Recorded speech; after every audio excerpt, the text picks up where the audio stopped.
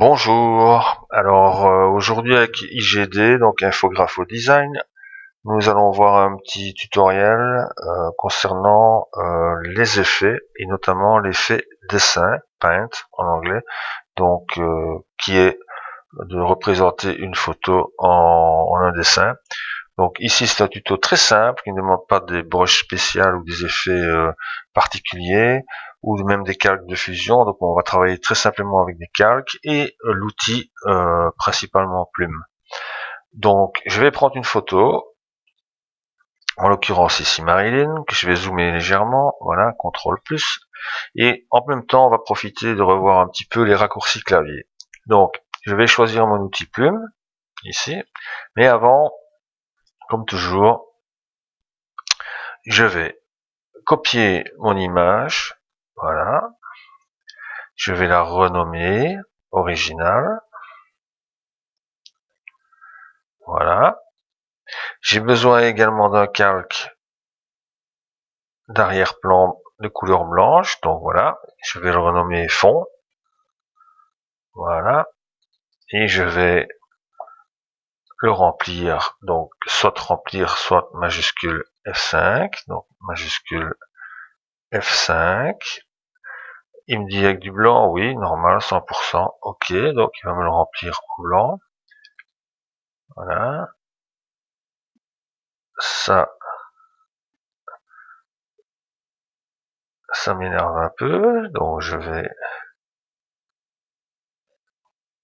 changer d'outil, et il me faut un calque de travail, donc le fond je vais le mettre devant, sinon on ne verra pas l'original, voilà, donc le fond en dessous de l'original, et je vais me recréer un calque de travail, voilà, de transparente, donc j'ai pas besoin, et je vais le renommer contour ou tracé, enfin voilà, c'est comme vous voulez, c'est là-dessus qu'on va travailler, voilà, mais je le resélectionne, hein.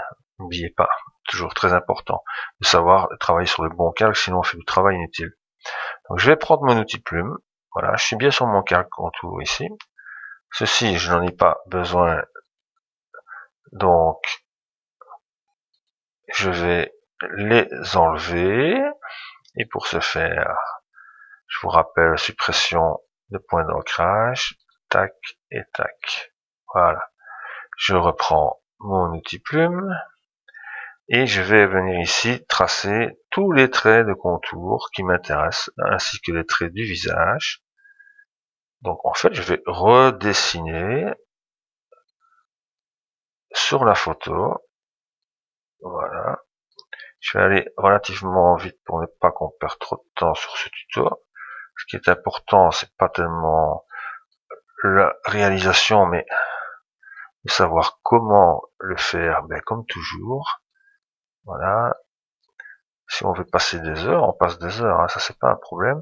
Moi, ce que j'essaie, c'est de vous montrer au plus vite. Voilà. Donc ici, je vous rappelle, pour redescendre mon image, barre d'espacement, je clique et je redescends mon image. Voilà. C'est de faire des belles courbes pour bien utiliser cet outil magnifique qu'est la plume. Voilà. Voilà. Voilà, voilà. Je vous rappelle que si vous aviez besoin d'enlever une poignée parce que vous avez été trop loin, je vais faire par exemple comme ceci. Et là, je ne sais pas revenir ici parce que vous voyez, j'ai le fil qui... Eh ben, je fais quoi? Alt et je clique sur mon point d'ancrage et je repars de là directement. Et j'ai supprimé ma dernière poignée. Voilà. Voilà.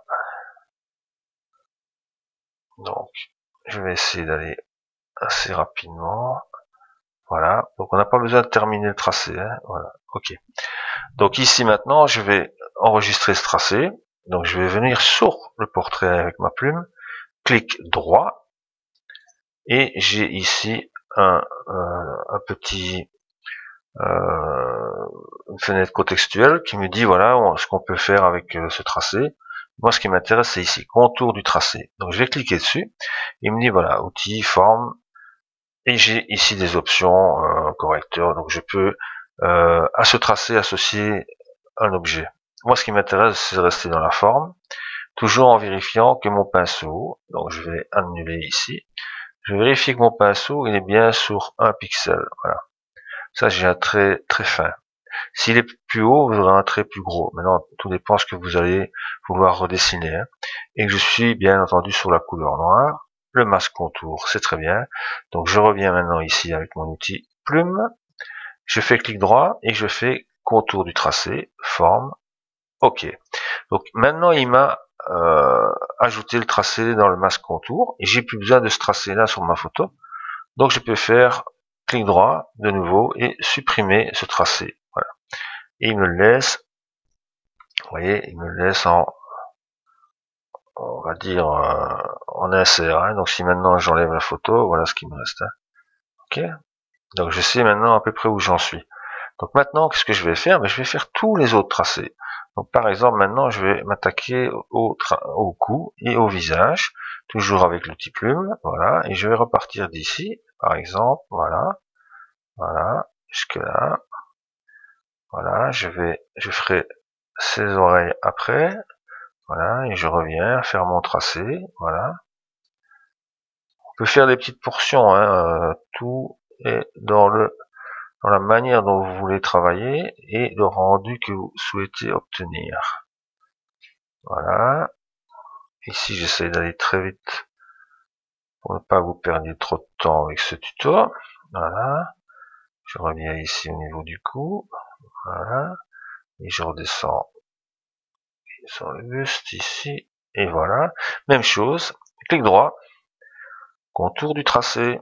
Forme. OK. C'est enregistré. Supprimer ce tracé.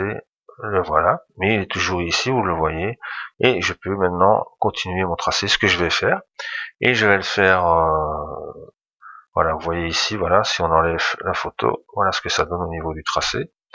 Ok, donc je vais le faire et je vais l'accélérer de manière rapide et je vous retrouve après une fois que tout est fait et pour le coloriage.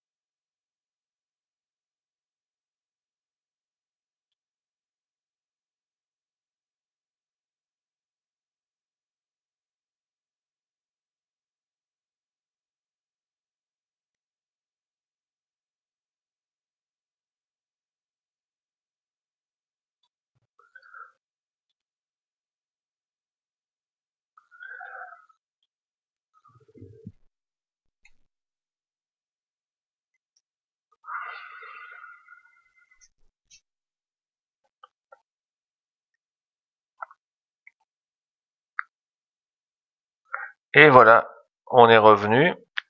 Donc ici, ben voilà, nous avons fait le plus gros. Je vous dis, j'ai pas chipoté, j'ai pas fait dans le détail, hein. Juste vous montrer. Donc voilà, maintenant ce qu'on peut voir, c'est que si j'enlève la photo originale, voilà, nous avons notre Marilyn qui a été redessinée.